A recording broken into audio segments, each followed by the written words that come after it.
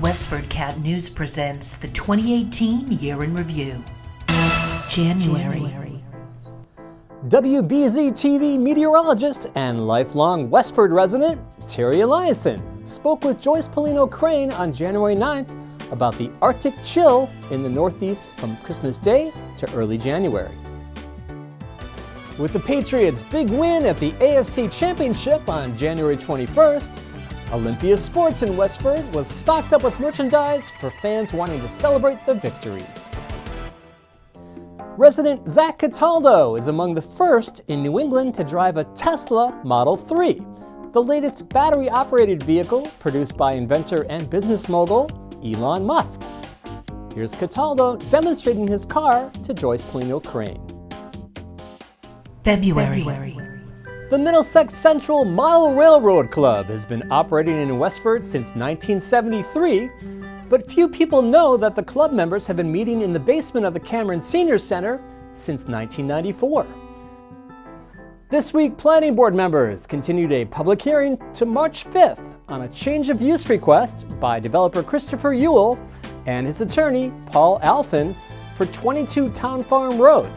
The former Courier building is designated for industrial manufacturing use.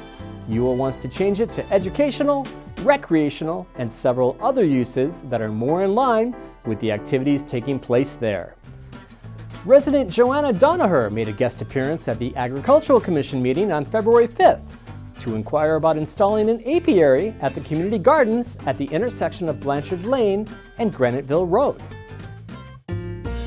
Artist Liz Van Son of Hopkinton, New Hampshire, visited the day school late last month to lead the students in the creation of mosaic art pieces that now adorn the school's cafeteria walls. Hi, this is Superintendent of Schools Bill Olson. I'd like to speak with you today about an event that just took place yesterday, another tragic school shooting in Parkland, Florida.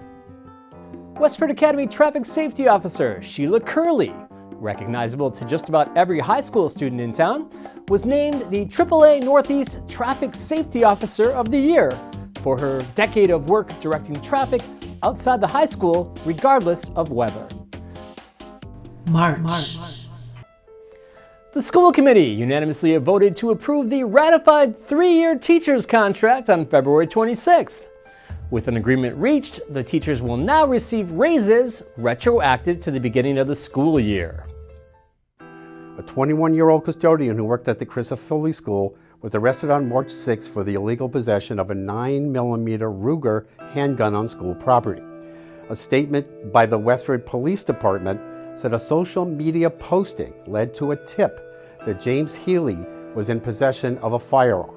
Westford and the region faced its third nor'easter within 11 days on March 13. Westford was covered in 22 inches of snow. Nearby Billerica hit the region's jackpot with over 25 inches. Annual town meeting voters decided on 28 articles between 10 a.m. and 5 p.m. on March 24. They nixed a petition filed by Bill Taffel for $55,000 that would have funded the design of a traffic light at the intersection of Boston Road and Main Street. Toward the end of the meeting, a majority of voters approved a petition to reduce the number of plastic bags distributed by local retailers. A humorous moment occurred as town meeting voters decided whether to recommend the use of community preservation funds for a number of projects. Library Director Ellen Rainville provided the necessary background that convinced voters it was a worthwhile expenditure. Only 2 men in Westford refused to sign this. One was Reverend Willard Hall. The other relented. Reverend Willard Hall lost his pulpit. He lost the ability to stay in town ultimately. He was relegated to the pew. He was not allowed to bring his firearm in church.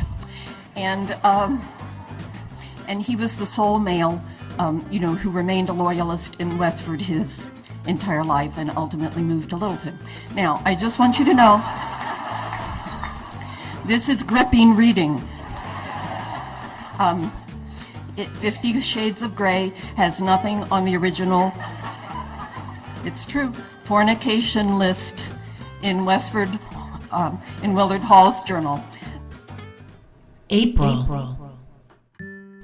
Neshoba Tech senior and Westford resident Jade Ashford pushed the school's Elegant Chef restaurant to victory on March 17th with her chocolate raspberry decadence. The sweet treat won Best Dessert at the Taste of Neshoba Valley contest. Police and firefighters were on site at Westford Academy on April 18th, engaged in training for an active shooter scenario. The drill was reportedly the first such training episode of this kind at a Westford public school building. Runners from around the world took part in the 122nd Boston Marathon on April 16th. That included Westford Academy alumni Kara Curran. Curran completed the 26.2-mile course from Hopkinton to Boston in 4 hours, 56 minutes, and 40 seconds. Selectmen learned this week that the Board of Sustainable Westford has canceled the farmers market this growing season. May. A notable weeping beech tree, coined by some as the arch tree because it hung over Main Street like an archway, was removed by the town last week for safety reasons. WestfordCAT News is launching a new segment this week. After the Bell features clubs and activities available to Westford Academy students after the school day ends. This week we feature the Chess Club.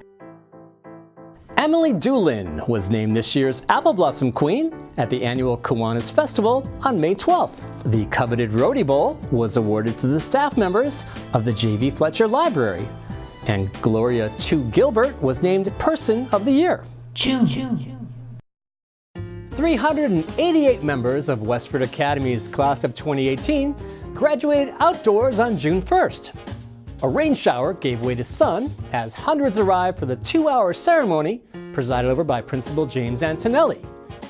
14 Westford residents graduated in Neshoba Valley Technical High School's class of 2018 on June 2nd. The guest speaker was Lieutenant Governor Karen Polito, who praised Neshoba Tech as a model that other schools could emulate. Commuters working at IBM in Littleton, NetScout, Juniper Networks, Technology Park Drive, and Red Hat in Westford now have the option of taking public transportation to work.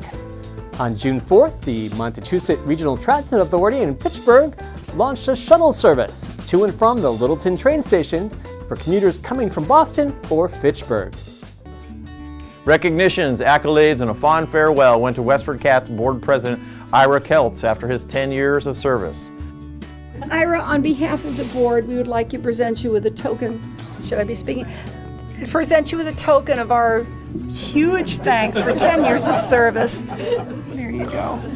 Thank you so much. That was beautiful. You ought to join the board. You're really good spokesman. This is gorgeous. Thank you. July. Just a reminder, the Ride for Live, Run for Live event takes place on Sunday, July 15th. Born out of a domestic violence tragedy, the event is meant to be a celebration of life. Runners and bike riders will gather at the 4-H fairgrounds beginning at 8 a.m. and compete in a 5K race or walk and 3 different bike rides of different lengths, all to raise needed funds for victims of domestic violence. Developer Christopher Yule's 2017 proposal to develop the dilapidated and contaminated mill building at 12 North Main Street has reportedly raised concerns among the business owners occupying the building around the corner at 69 Broadway. WestfordCAT's cameras caught the arrival of 13 New York City kids on July 18th at the Neshoba Valley Technical High School.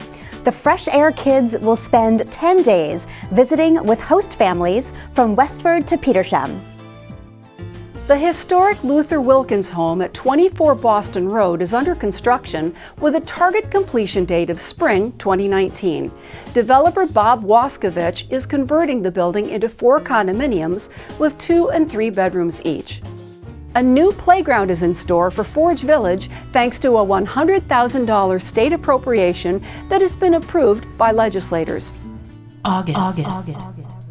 After 18 years under Paul Doty's ownership, Paul's Diner now belongs to Sal Buonacore of Westford, who purchased the restaurant in June. The two were friends before Buonacore began asking Doty for advice on fulfilling a long-time dream, getting into the restaurant business. Virtual reality game development is underway at WestfordCAT, who has brought the state-of-the-art technology to the television studio. Although not available on your television set, viewers who come into the studio can put on a headset and step into a virtual world of their choosing.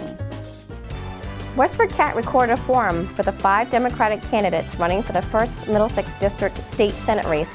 Former town moderator Ellen Hardy moderated the forum. Abbott school workers are replacing the Abbott school roof this month. The $3 million project was approved at this year's annual town meeting in March. Another $50,000 were appropriated in July 2017 for a schematic design. The project is expected to come in on time and under budget. The spiritual humanist, His Holiness Sri Vishwayogi Vishwamji Maharaj of Guntur in southern India paid a visit to the WestfordCAT studio on August 27th to share his philosophy that the underlying principles and values of all religions are the same. We have sad news to report today. The boy who inspired an annual Westford-based motorcycle ride fundraiser passed away on August 25th, according to an obituary posted by J.A. Healy's Sons Funeral Home of Westford. Tyler Ricard died at age 24 after a long battle with Duchenne muscular dystrophy. September. Public safety and town officials gathered in the courtyard next to Town Hall on September 11th to observe the 17th anniversary of the tragic day when terrorists flew planes into the Twin Towers of the World Trade Center and the Pentagon and crashed a plane in a field in Somerset County, Pennsylvania. And just across the street on the Common, another group of residents paid homage to the fallen. Here's John Pyra playing taps on the anniversary of 9/11.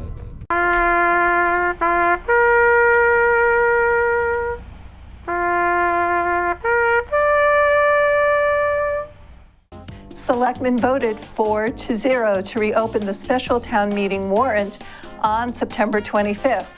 The move will let voters decide whether to purchase 63 Main Street, a single-family home that was badly damaged by fire in 2016.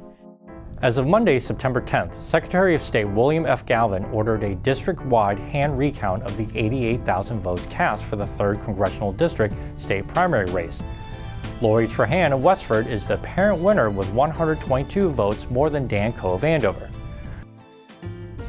A new 600,000-gallon water storage tank was installed on September 11th at Prospect Hill off Main Street. It replaces the one built in 1907, according to Water Superintendent Steve Cronin.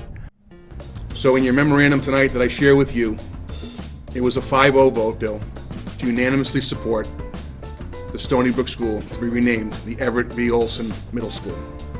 Thank you very much, Jim.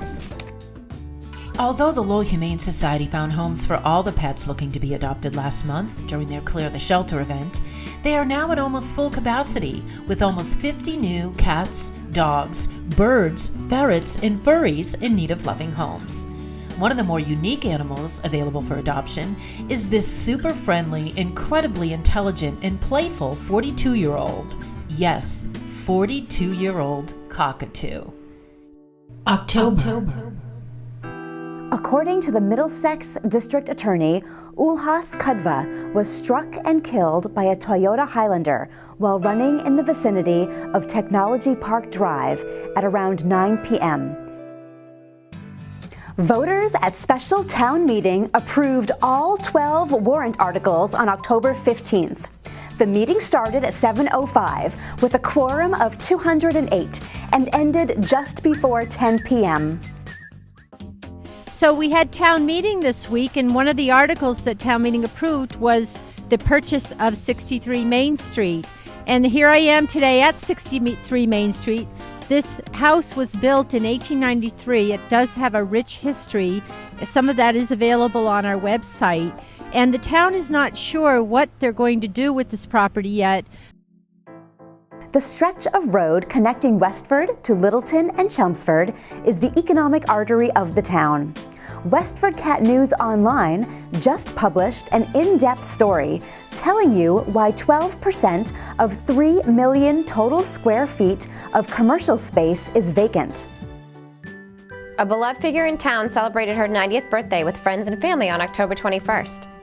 In attendance to wish Mickey Crocker a happy birthday was State Representative Jim Arcero. The school committee on October 22nd voted 5-2 to support an existing state law that protects transgender people. The controversial motion was brought by school committee member Chris Sanders. The new Fletcher Fire Station was blessed on October 30th by the Reverend Peter Quinn and Deacon Richard Joy of the St. Catherine of Alexandria Collaborative. Afterwards, the small group of firefighters and town officials witnessed the raising of the American flag and POW MIA flags. In honor of National Free Speech Week, from October 22nd through October 28th, WestfordCAT took to the streets to ask, what about living in the United States makes you happy? I would just say what makes me happy is seeing people be kind to other people. I think that kindness is contagious, and I don't know, that inspires more kindness, I guess. November. Westford resident Jim Arcero will return as a state representative of Westford, Littleton, and part of Chelmsford for a 6th term. The Democrat won the 2nd Middlesex District seat over Republican Kathy Lynch. The 3rd District congressional seat was won by Westford resident Lori Trahan. Trahan trounced Republican Rick Green of Pepperell and Independent Mike Mullen of Maynard. And finally, Edward J. Kennedy beat John McDonald, both of Lowell, for the 1st Middlesex District senatorial race. Norman E. Day School elementary students celebrated the new $240,000 playground that was dedicated on November 1st. Officials were on hand to celebrate the unveiling. A Dollar Tree store is coming to Westford, according to a sign at the intersection of Littleton and Carlisle Roads. At the site of the former Rite Aid drugstore, the new store is now one of more than 13,600 Dollar Tree stores across 48 states and 5 Canadian provinces. WestfordCAT Executive Director Lauren Horton appeared before selectmen on November 13th to update them on the proposed policy change by the Federal Communications Commission. The ruling would reduce the funds that carriers such as Comcast and Verizon pay for community access television stations through their franchise fees.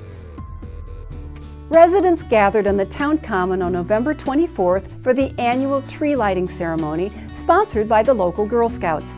According to an article in the Westford Eagle, it was 13-year-old Mark Jarvis who orchestrated the first ceremony 30 years ago. December. The 8 days of Hanukkah began on Sunday, December 2nd, and as he does every year, Rabbi Zalman Gurkow led the lighting of the menorah in the town common. But first, he reminded those who gathered that menorahs were being lit around the world that night. The Festival of Trees, Wreaths, and Gingerbread Creations launched on December 7th, and WestfordCAT was there at the Westford Regency Inn and Conference Center to capture images of the creations. It's the biggest one-day fundraising event of the year for the Lowell Sun Santa Fund, the Jim Arcero Sun Santa Toys for Tots fundraiser on Thursday, December 6th. Hi, I'm Jody Ross, Westford's town manager, and today we're bringing you to the Rodenbush building, which is about to open the end of December. Selectmen voted unanimously on December 11th to pump new life into the farmers market by assigning Animal Control Officer Danny Hurd to coordinate it. Debate over the color of the graduation robes is over. At the December 17th school committee meeting, Superintendent Bill Olson announced that the class of 2019 will wear the traditional maroon and white robes, maroon for boys and white for girls. But when the class of 2020 graduates, all seniors will wear maroon robes with a contrasting stole. That's it for now, Westford. Thank you so much for supporting your local television station in 2018. Stay tuned in the days, weeks, and months ahead for more news coverage in 2019. For all of us here at WestfordCAT, have a happy and healthy new year.